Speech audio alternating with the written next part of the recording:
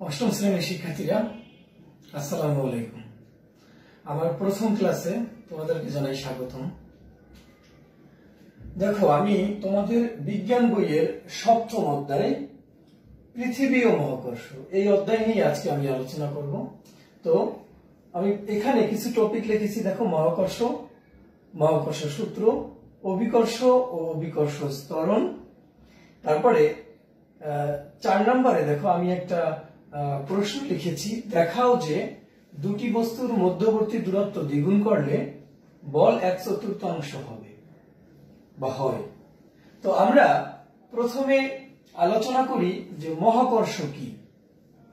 মহাকর্ষ মূলত হলো এই মহাবিশ্বের প্রতিটি বস্তু কণা একে অপরকে নিজ দিকে আকর্ষণ করে। এই আকর্ষণ বলকেই বলা হয় মহাকর্ষ বল। অর্থাৎ দেখো, এই পৃথিবীতে যত বস্তু আছে প্রত্যেকটা বস্তুই আরেকটা বস্তুকে অর্থাৎ পরস্পরকে নিজের দিকে আকর্ষণ করে। এই আকর্ষণ বলই হলো মহাকর্ষ বল। যেমন পৃথিবীর সাথে সূর্যের আকর্ষণ বল মহাকর্ষ বল। এই দুইটা মার্কার আছে, দুইটা মার্কারের সাথে যে পরস্পরের যে আকর্ষণ বল সেটাও মহাকর্ষ বল। চাঁদ, সূর্যের আকর্ষণ বল মহাকর্ষ বল। অর্থাৎ পৃথিবীতে গ্রহ, উপগ্রহ, নক্ষত্র যত বস্তু আছে না কেন, প্রত্যেকটা বস্তুর যে আকর্ষণ বল সেই আকর্ষণ বলই হলো কি মহাকর্ষ বল। তো দেখো, নিউটনের এরপরে হলো নিউটনের মহাকর্ষ সূত্র। আমি এখানে মহাকর্ষ সূত্রটা লিখেছি। দেখো, মহাকর্ষ সূত্রটা কি? মহাবিশ্বের প্রতিটি বস্তু কণা একে অপরকে নিজ দিকে আকর্ষণ করে। এই আকর্ষণ বলের মান বস্তু কণাদ্বয়ের ভরের গুণফলের সমানুপাতিক এবং দূরত্বের বর্গের ব্যস্তানুপাতিক। এবং এই বল বস্তু কণাদ্বয়ের সংযোজক সরলরেখা বরাবর ক্রিয়া করে। তোমরা এই সূত্রটা মুখস্থ করবা। তো শিক্ষার্থীরা, আমরা সূত্রটা পড়লাম। আসলে এই সূত্রটায় কি বলছে, এটা ম্যাথমেটিক্যাল বিষয়টা কি? দেখো, আমরা একটু চিন্তা করি। m1 আর m2 ভরের দুইটা বস্তু। এই দুইটা বস্তু দেখো, তাদের মধ্যবর্তী দূরত্ব হলো d। অর্থাৎ m1 ভরের বস্তুর কেন্দ্র থেকে m2 ভরের বস্তুর কেন্দ্র পর্যন্ত মধ্যবর্তী দূরত্ব d। আর এদের মধ্যবর্তী আকর্ষণ বল F। আমরা কেন F দিয়েছি তোমরা মনে রাখবা। ফোর্সের বাংলা হলো বল। এই কারণে ফোর্সের প্রথম অক্ষর F, এই কারণে আমরা F দিয়েছি। আবার ডিস্টেন্সের প্রথম অক্ষর D, কিন্তু ডিস্টেন্সের বাংলা অর্থ হলো দূরত্ব। শিক্ষার্থীরা দেখো, তাহলে এই সূত্র অনুসারে দেখো, মহাবিশ্বের প্রতিটি বস্তু কণা একে অপরকে নিজ দিকে আকর্ষণ করে। এই আকর্ষণ বলের মান বস্তু কণাদ্বয়ের ভরের গুণফলের সমানুপাতিক। দেখো, এখান থেকে এই পর্যন্ত আকর্ষণ বলের মান বস্তু কণাদ্বয়ের ভরের গুণফলের সমানুপাতিক। তাহলে দেখো, আকর্ষণ বলের মান হলো F। F কার সমানুপাতিক? এই দিলাম সমানুপাতিক চিহ্ন, বস্তু দুইটার ভরের গুণফলের। তাহলে দেখো, ভরের গুণফল হলো m1 × m2 সমানুপাতিক F। যা বলা হয়েছে, এই আকর্ষণ বলের মান বস্তু কণাদ্বয়ের ভরের গুণফলের সমানুপাতিক। এই চিহ্নটা হলো সমানুপাতিক চিহ্ন, আর এটা হলো বল, আর এই হলো ভরের গুণফল। তাহলে ভরের গুণফলের সমানুপাতিক কে? বল। তাহলে এখানে বলা হয় বল ভরের গুণফলের সমানুপাতিক। এরপরে সূত্রের দ্বিতীয় অংশ কি? এবং দূরত্বের বর্গের ব্যস্তানুপাতিক। কে দূরত্বের বর্গের ব্যস্তানুপাতিক? বল। তাহলে সূত্রের দ্বিতীয় অংশটা আমরা লিখব F সমানুপাতিক 1/d²। তোমরা মনে রাখবা, সমানুপাতিক হলে সরাসরি হয়, আর যদি ব্যস্তানুপাতিক হয় তাহলে কি হয়? উপরে থাকবে 1 আর নিচে থাকবে যার ব্যস্তানুপাতিক সে। এখানে কি d এর ব্যস্তানুপাতিক, বর্গের ব্যস্তানুপাতিক। তাহলে d এর বর্গ এই 1/d², এটা হয় ব্যস্তানুপাতিক। তাহলে দেখো, ভরের গুণফলের সমানুপাতিক, দূরত্বের বর্গের ব্যস্তানুপাতিক। এরপরে কি সূত্রের তৃতীয় অংশ, এই বল অর্থাৎ এই যে F বল বস্তু কণাদ্বয়ের সংযোজক সরলরেখা বরাবর ক্রিয়া করে। অর্থাৎ যে দুইটা বস্তুর মধ্যে আকর্ষণ বল হবে সেই বস্তুর কেন্দ্র থেকে, অর্থাৎ এই বস্তুর কেন্দ্র আর এই বস্তুর কেন্দ্র, এই কেন্দ্র থেকে যদি একটা সরলরেখা অঙ্কন করা হয় তাহলে বল ওই সরলরেখা বরাবর ক্রিয়া করবে। এটা হলো সূত্রের তৃতীয় অংশ। তো দেখো শিক্ষার্থীরা, এই যে দুইটা আমরা ম্যাথমেটিক্যাল অংশ লিখলাম, এই দুইটাকে যদি একত্রিত লেখা হয়, একত্রিত করে লেখা যায় এইভাবে, F সমানুপাতিক m1 ইন্টু m2। দেখো বল ভরের গুণফলের সমানুপাতিক আর দূরত্বের বর্গের ব্যস্তানুপাতিক। তাহলে দেখো এখানে কি, এইটা এই ডি নিচে, তাহলে দূরত্বের বর্গের ব্যস্তানুপাতিক, ভরের গুণফলের সমানুপাতিক। তো এইটা হলো আমাদের এই মহাকর্ষ সূত্র। তাহলে এই যে দুইটা অংশ, এটা তোমাদের বইতে নেই, এটা আমি বোঝানোর জন্য তোমাদের এখানে লিখলাম। তো এরপরে শিক্ষার্থীরা, আমরা জানি F, এই যে সমানুপাতিক চিহ্ন, এই সমানুপাতিক চিহ্ন যদি আমরা তুলে যদি আমরা সমান সমান চিহ্ন দেই, তাহলে সেখানে একটা ধ্রুবক দিতে হয়। একটা ধ্রুবক দিলাম, এরপর কি m1 ইন্টু m2 ভাগ d স্কয়ার। তো এই যে একটা ধ্রুবক লিখলাম আমরা g, এই জিটা হলো সমানুপাতিক ধ্রুবক, একে বলা হয় মহাকর্ষীয় ধ্রুবক। এই জি কে বলা হয় মহাকর্ষীয় ধ্রুবক। এখন এই জি এর একটা মান আছে এবং জি এর সংজ্ঞাও আছে, আজকে আমরা জি এর সংজ্ঞাও দিব। এই জি কে বলা হয় মহাকর্ষীয় ধ্রুবক এবং একে বলা হয় সার্বজনীন ধ্রুবক। এখন কি কারণে সার্বজনীন ধ্রুবক বলা হয়? কারণ এই জি এর মান মহাবিশ্বের সব জায়গায় সমান। অর্থাৎ এই জি এর মানটা কত? জি এর মান হলো দেখো 6.673 into 10⁻⁻11 newton metre square per kg square. এইটা হলো এই জি এর মান, 6.673 into 10⁻⁻11 newton metre square per kg square. এইটা হলো জি এর মান। এখন মহাবিশ্বের সব জায়গায়, অর্থাৎ তুমি যদি চাঁদে যাও, মঙ্গল গ্রহে যাও, অর্থাৎ যে কোনো জায়গায় তুমি যাও না কেন, এই জি এর মানের কোনো পরিবর্তন হবে না। এই মানটা মহাবিশ্বের সব জায়গায় সমান থাকে। এই কারণে এই জি কে বলা হয় সার্বজনীন ধ্রুবক। এখন তোমাদের দেখাবো এই জি এর সংজ্ঞা কিভাবে দেয় এবং জি এর যে একক newton metre square per kg square, এটা আমরা কিভাবে পেলাম। দেখো আমি একটু এটা তোমাদের দেখাবো। তোমাদের এই সমীকরণটা দেখো, আমি এই সমীকরণটা একটু উপরে লিখলাম, F সমান G m1 m2 into ds ভাগ d স্কয়ার। তোমরা মনে রাখবা এই G কিন্তু উপরে, অর্থাৎ G হলো উপরের সংখ্যা।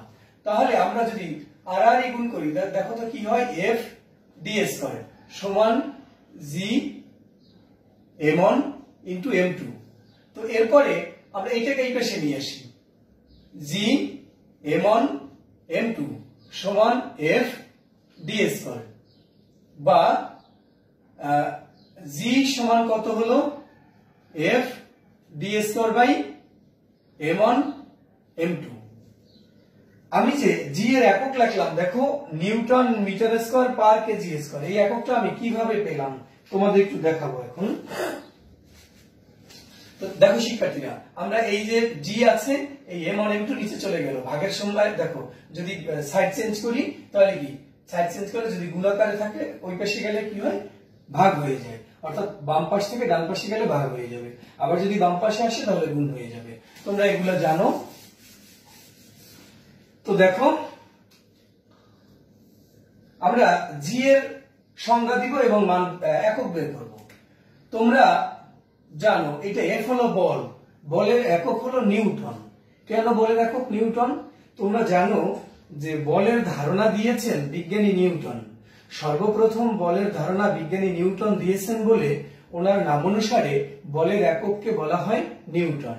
তো ওনার নামের প্রথম অক্ষর এন, এই কারণে নিউটনকে এন দ্বারা প্রকাশ করা হয়। এরপরে ডি, ডি হলো দূরত্ব, দূরত্বের একক মিটার, তো এই মিটার স্কয়ার।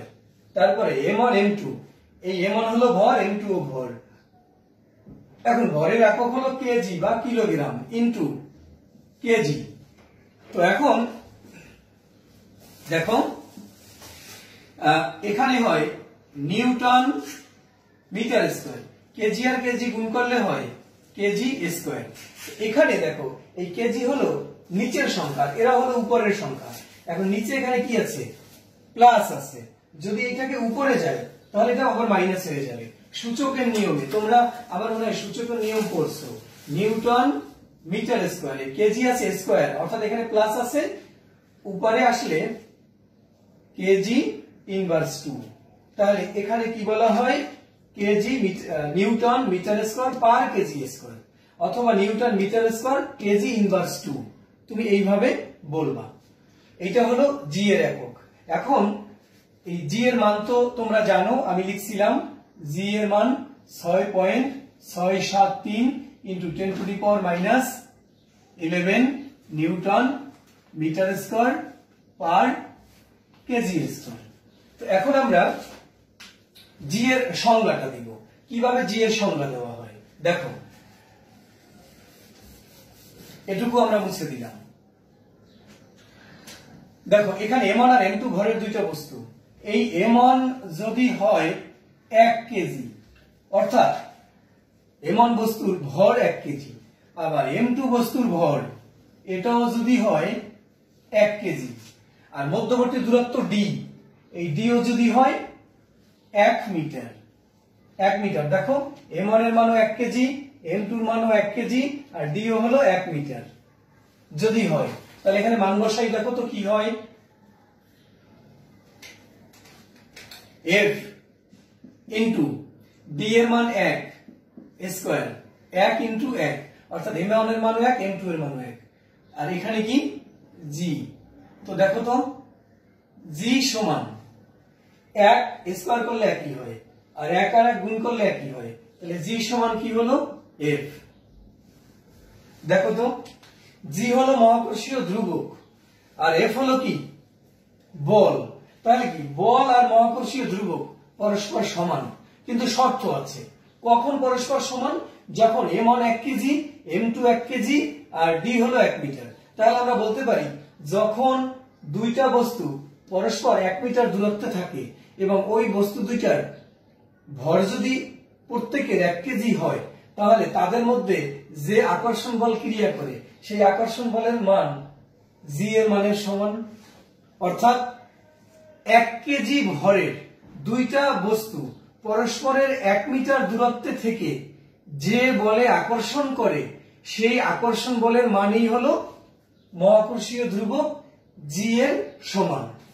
অর্থাৎ তোমরা এখন এভাবে বলতে পারো 1 কেজি ভরের দুইটা বস্তু পরস্পরের 1 মিটার দূরত্ব থেকে যে বলে আকর্ষণ করে তাকে বলা হয় কি মহাকর্ষীয় ধ্রুবক জি।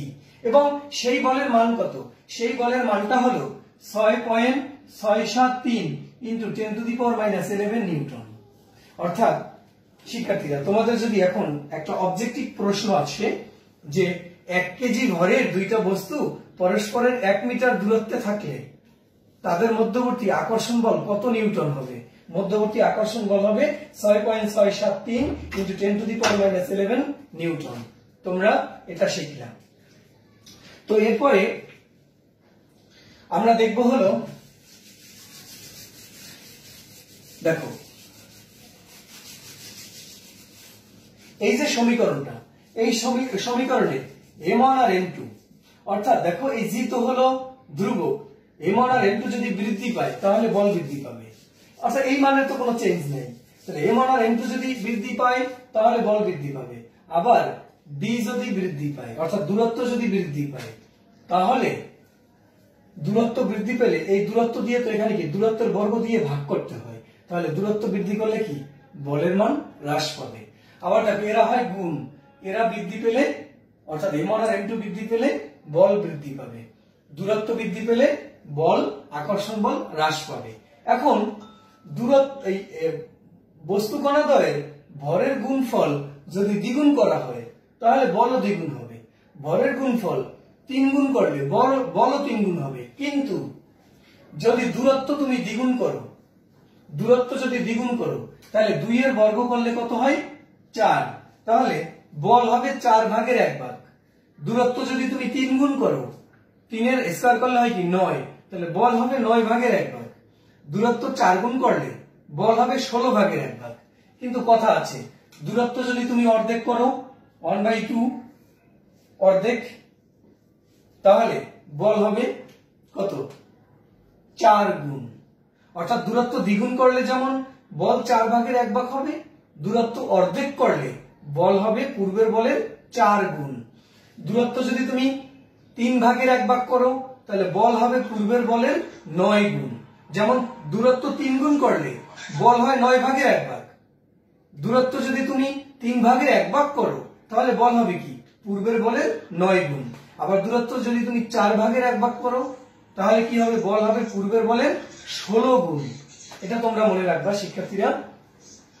তাহলে দেখো আমি এখানে একটা প্রশ্ন লিখেছি, দেখাও যে দুটি বস্তুর মধ্যবর্তী দূরত্ব দ্বিগুণ করলে বল 1/4 হবে। বল 1/4 হবে। তো দেখো তো আমরা ধরে নিলাম একটা বস্তু m1 আর একটা বস্তু m2 আর মধ্যবর্তী দূরত্ব d1 আর এদের মধ্যবর্তী বল F1। তাহলে দেখো মহাকর্ষের সূত্র অনুসারে আমরা কি পাবো, F1 সমান m1 m2 into d1 square. কারণ এখানে কি বলছে, দেখাও যে দুটি বস্তুর মধ্যবর্তী দূরত্ব দ্বিগুণ করলে বল 1/4 হবে। এখন মনে করো মধ্যবর্তী দূরত্ব আছে d1, বস্তু দুইটা m1 আর m2 আর এদের মধ্যবর্তী আকর্ষণ বল F1। তাহলে আমরা কি লিখলাম, F1 equal g m1 m2 by d1 square মহাকর্ষের সূত্র অনুসারে। এখন বস্তু দুইটার দূরত্ব আমি বৃদ্ধি করে দিই, বৃদ্ধি করে দূরত্ব দ্বিগুণ করব। আচ্ছা দূরত্ব বৃদ্ধি করে দিই, বস্তু দুইটা দূরে নিয়ে যাই। দেখো দূরত্ব দ্বিগুণ করে দিলাম। আচ্ছা এই হলো বস্তু দুইটার দূরত্ব দ্বিগুণ হলো। আগে ছিল d1, এখন হবে কি এই দূরত্বটাকে যদি দ্বিগুণ করো, আগে ছিল দূরত্ব d1 এখন d2, তাহলে d2 এর মান কত সমান 2d1। অর্থাৎ আগে ছিল দূরত্ব d1 আর এখন যদি দ্বিগুণ করো তাহলে 2d1, অর্থাৎ আগে ছিল 2 মিটার এখন দ্বিগুণ করলে কি 2 গুণ 2 4 মিটার। তাহলে এখন আগে ছিল d1 এখন যদি দ্বিগুণ করো তাহলে 2 ইনটু d1, এইটাকে আমি ধরলাম d2। তাহলে আর এদের মধ্যবর্তী বল হলো F2। তাহলে এখন সূত্র অনুসারে মহাকর্ষের সূত্র অনুসারে আমি কি লিখতে পারি, মধ্যবর্তী বল F2 সমান g m1 m2 ভাগ d2 হোল স্কয়ার। কারণ এখন এদের মধ্যবর্তী দূরত্ব d2 আর d2 এর মান কি পূর্বের দূরত্বের দ্বিগুণ। তাহলে পূর্বের দূরত্ব ছিল d1 এখন হইছে দ্বিগুণ মানে 2d1। তো দেখো তো F2 সমান g m1 m2, এটাকে একটা সমীকরণ দিয়ে রাখো, 1 নং সমীকরণ। এটা হলো পূর্বের অবস্থায় বল। এখন d2 এর মান কত 2d1 হোল স্কয়ার। F2 সমান g m1 m2, 2 এর স্কয়ার করলে 4d1 হোল স্কয়ার। তো দেখো তো F2 সমান g 1/4, অর্থাৎ 4 তো নিচে আর দেখো এই m1 m2 আর নিচে 4, তাহলে কি এই পাশে 1/4 আমি আলাদা করে দিলাম আর এখানে লিখলাম g m1 m2 d1 square. দেখো তো g m1 m2 d1 square এর মান কত F1। তাহলে এই এখানে, তাহলে আমরা F2 সমান এই যে g m1 m2 ভাগ d1 square, g m1 m2 ভাগ d1 স্কয়ার সমান সমান কি F1। তাহলে আমরা এইটার পরিবর্তে আমরা লিখতে পারি এই 1 নং সমীকরণ থেকে F1। তাহলে কি হলো 1/4 F1 বা F2 সমান F1/4। অর্থাৎ দেখো তো পূর্বের বলের 4 ভাগের 1 ভাগ বা পূর্বের বল ছিল F এর 4 ভাগের 1 ভাগ 1/4। তাহলে এখানে কি পূর্বের বলের 4 ভাগের 1 ভাগ হলো কি বর্তমান বল F2। তাহলে আমরা এখানেই তো দেখতে পাচ্ছি যে দেখো যে বর্তমানে বল F2 পূর্বের বলের 4 ভাগের 1 ভাগ হয়েছে। অর্থাৎ আমরা বলতে পারি যে দুটি বস্তুর মধ্যবর্তী দূরত্ব দ্বিগুণ করলে বল হবে 1/4।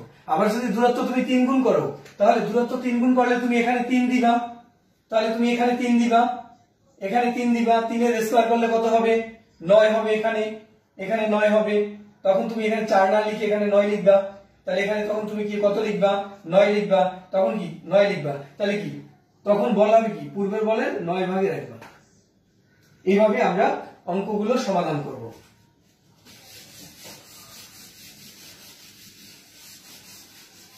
তো শিক্ষার্থীরা এরপরে কি লেখা আছে? অভিকর্ষ ও অভিকর্ষজ ত্বরণ। আসলে অভিকর্ষ বলটা আবার কি? তোমরা জানো যে মহাবিশ্বের প্রত্যেকটা বস্তু একে অপরকে আকর্ষণ করে, এই আকর্ষণ বলকে কি বলে? মহাকর্ষ বল।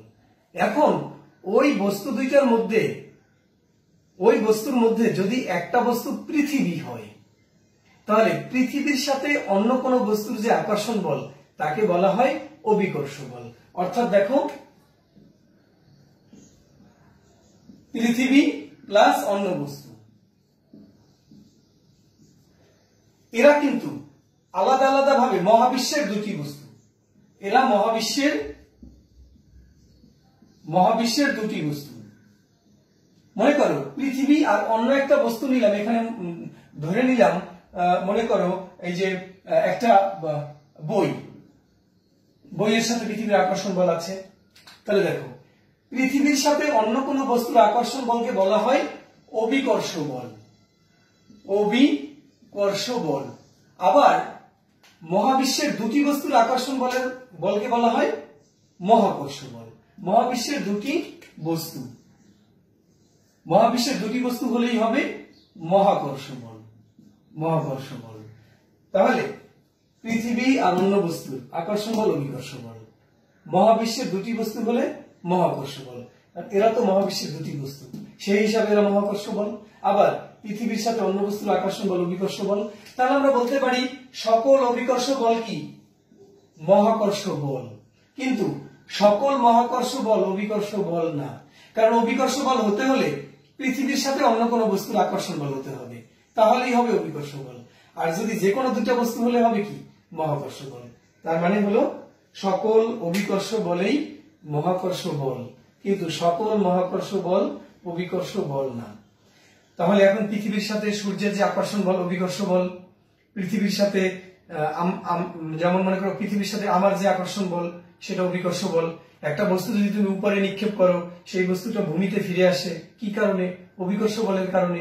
আবার দেখো, একটা আম গাছের বৃন্তের সাথে আমটা ঝুলে আছে, যখন আমটা পেকে যাবে তখন কি বৃন্তটা ভেঙে যাবে, আমটা কি উপরে না গিয়ে নিচে পড়তেছে, কি কারণে পড়তেছে? পৃথিবীর আকর্ষণ বলের কারণে। সেইটা কি বল? অভিকর্ষ বল। আচ্ছা, এরপরে আমরা দেখবো হলো অভিকর্ষজ ত্বরণ। অভিকর্ষজ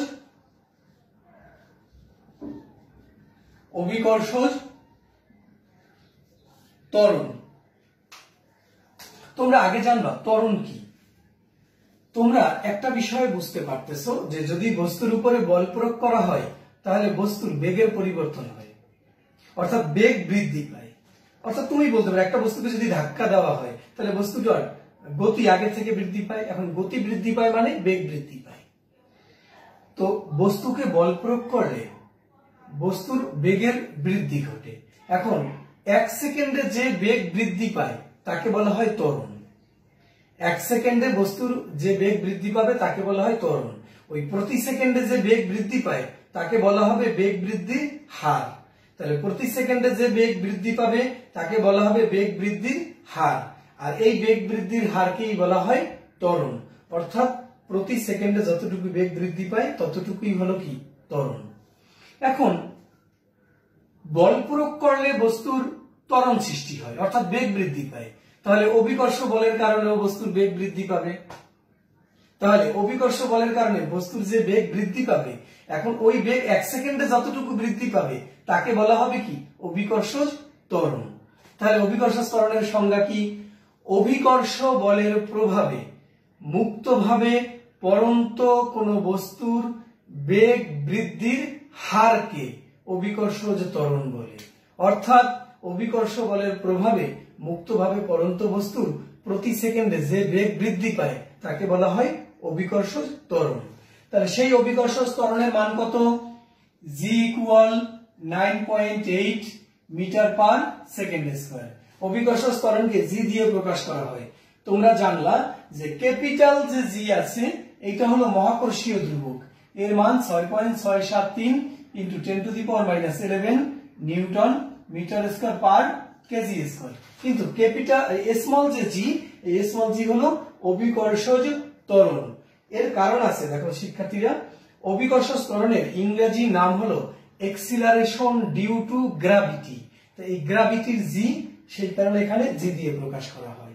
আবার মহাকর্ষ এর ইংরেজি নাম হলো গ্র্যাভিটেশন, এই কারণে জি দেওয়া হয়। আসলে গ্র্যাভিটি আর গ্র্যাভিটেশন। তো শিক্ষার্থীরা, অভিকর্ষজ ত্বরণ, আমরা অভিকর্ষ ত্বরণ আমরা এখন কিভাবে এর সমীকরণ বের করা যায় সেটা একটু আমরা দেখব। মনে করো এইটা হলো পৃথিবী, পৃথিবীর এই হলো কেন্দ্র, আর এই হলো পৃথিবীর ভূপৃষ্ঠ। ভূপৃষ্ঠে মনে করো এম ভরের একটা বস্তু আছে, আর এই পৃথিবী তো অনেক বড়, তাহলে এর ভর হলো মনে করো ক্যাপিটাল এম। এটা হলো পৃথিবীর ভর, আর এটা হলো ভূপৃষ্ঠে অবস্থিত কোনো বস্তুর ভর। তাহলে পৃথিবীর কেন্দ্র থেকে বস্তুর মধ্যবর্তী দূরত্ব ধরে নাও ডি, আর এদের মধ্যে আকর্ষণ বল এফ। তাহলে নিউটনের মহাকর্ষ সূত্র অনুসারে আমরা কি লিখতে পারি? এফ সমান সমান মহাকর্ষীয় ধ্রুবক জি, এরপর কি এম, তারপরে এম বাই ডি স্কয়ার। দেখো এই সূত্রটা তোমরা এইটা জানো, এফ ইকুয়াল জি m1 m2 ভাগ ডি স্কয়ার, এইটা জানো। অর্থাৎ এখানে দুইটা বস্তু ছিল, একটার ভর ছিল m1 আর একটার ভর m2। কিন্তু এখানে যে একটা পৃথিবী আর একটা হলো অন্য বস্তু। পৃথিবীর ভর m ক্যাপিটাল এম, অন্য বস্তুর ভর স্মল এম, এই কারণে small M R capital M লেখা হলো। Small M R capital M, আর মধ্যবর্তী দূরত্ব ডি, এই ডি স্কয়ার লিখলাম। আবার নিউটনের গতির দ্বিতীয় একটা সূত্র আছে, তোমরা ক্লাস 9 এ উঠলে পাবা। এই সূত্রটা অনুসারে বলের পরিমাপ করা হয় এইভাবে যে F সমান mg, অর্থাৎ বস্তুর ভর আর ত্বরণের গুণফলকে বলা হয় বল। তাহলে বস্তুর ভর আর অভিকর্ষ ত্বরণের গুণফলকে বলা হবে অভিকর্ষ বল। আবার এইটাও পৃথিবীর আর অন্য কোনো বস্তুর আকর্ষণ বল, এটাও মহাকর্ষ সূত্র অনুসারে এটাও অভিকর্ষ বল। তাহলে দেখো এটা দিলাম সমীকরণ 1 আর এটা দিলাম সমীকরণ 2। তো এখানে এফ এফ বাম পক্ষ সমান দুইটা সমীকরণ নেই, তাহলে ডান পক্ষ সমান হবে। তাহলে এই দুইটা সমীকরণ থেকে আমরা লিখতে পারি জি এম বা mg সমান G small M capital M by D square, অর্থাৎ এই দুইটা ডান পক্ষ সমান। এখন দেখো এই বস্তুর ভর কাটাকাটি যায়, তাহলে এখানে রইল কি g equal gm by R gm by D square.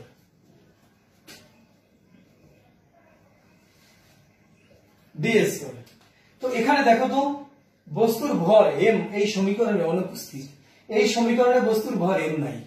তাহলে আমরা এই সমীকরণ দিয়ে অভিকর্ষ ত্বরণের মান যে জি এর মান আমরা বের করব, কিন্তু এখানে তো বস্তুর ভর নাই। তাহলে অভিকর্ষ ত্বরণের মান বস্তুর ভরের উপরে নির্ভর করে না, নির্ভর করে কার উপরে?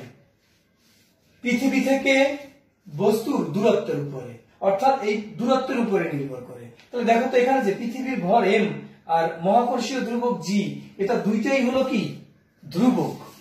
তোমরা তো মহাকর্ষীয় ধ্রুবকের জি এর মান তোমরা জানো, আর পৃথিবীর যে ভর, এই ভর হলো 6 × 10⁻24 কেজি, অর্থাৎ 6 এর পরে 24টা শূন্য, এটা হলো পৃথিবীর ভর।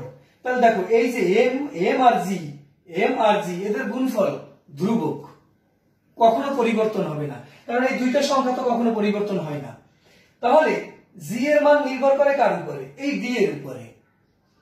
তাহলে যেখানে পৃথিবীর ব্যাসার্ধ বেশি সেখানে জি এর মান কম, কারণ এই ডি এর মান যদি বেড়ে যায় তাহলে জি এর মান হ্রাস পাবে, কারণ ডি এর মান যদি বৃদ্ধি পায় ডি দিয়ে তো ডি এর বর্গ দিয়ে একে ভাগ করতে হয়। তাহলে ডি এর মান যদি বেড়ে যায়, অর্থাৎ দূরত্ব বেড়ে গেলে অভিকর্ষ ত্বরণের মান হ্রাস পাবে।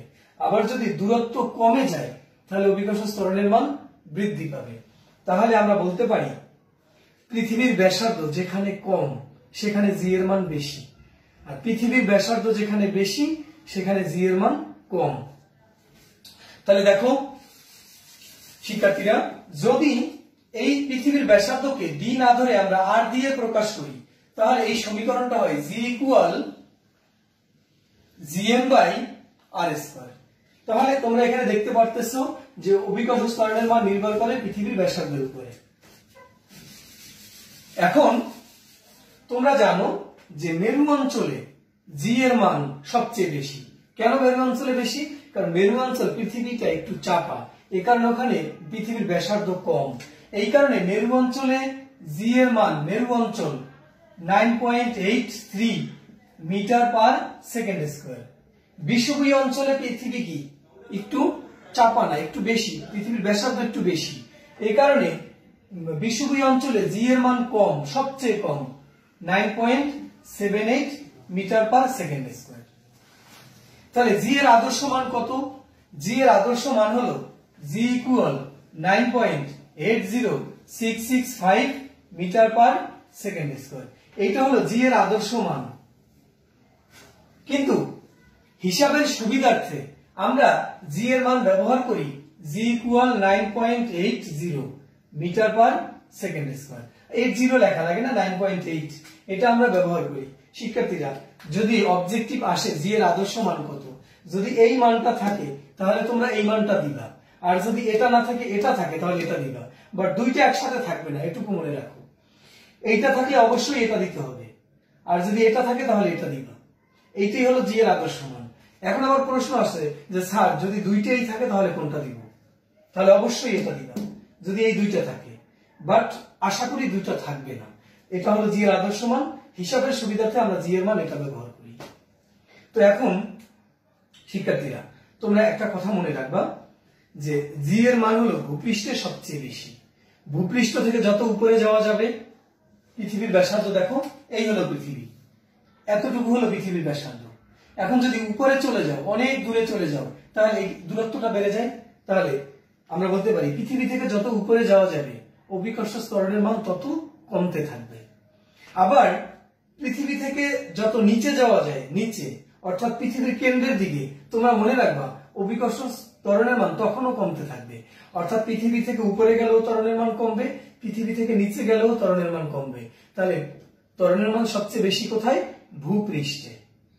ভূপৃষ্ঠে হবে বেশি, এবং সবচেয়ে বেশি হলো মেরু অঞ্চলে, সবচেয়ে কম বিষুবীয় অঞ্চলে।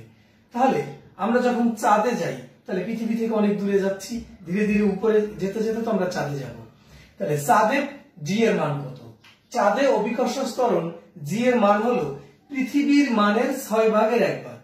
তাহলে জি এম, এই এম দ্বারা আমরা মূল বুঝাচ্ছি, অর্থাৎ অভিকর্ষজ ত্বরণের মান চাঁদে পৃথিবীর মানের 6/1 ভাগ। পৃথিবীর মান জি ভাগ 6, তাহলে কত হয়? 9.8 ভাগ 6 সমান 1.63 মিটার পার সেকেন্ড স্কয়ার। এটা হলো চাঁদে, আর এটা হলো পৃথিবীতে। তোমরা এই যে মিটার পার সেকেন্ড স্কয়ার হলো অভিকর্ষজ ত্বরণের একক। শিক্ষার্থীরা, তোমরা আজকের ক্লাসে কি কি বুঝো নাই আমাকে কমেন্ট করে জানাবে। আশা করি তোমরা সবই বুঝবা।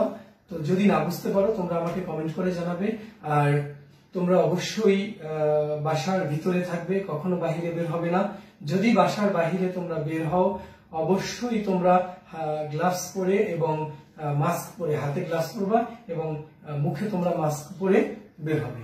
ঠিক আছে শিক্ষার্থীরা, খোদা হাফেজ।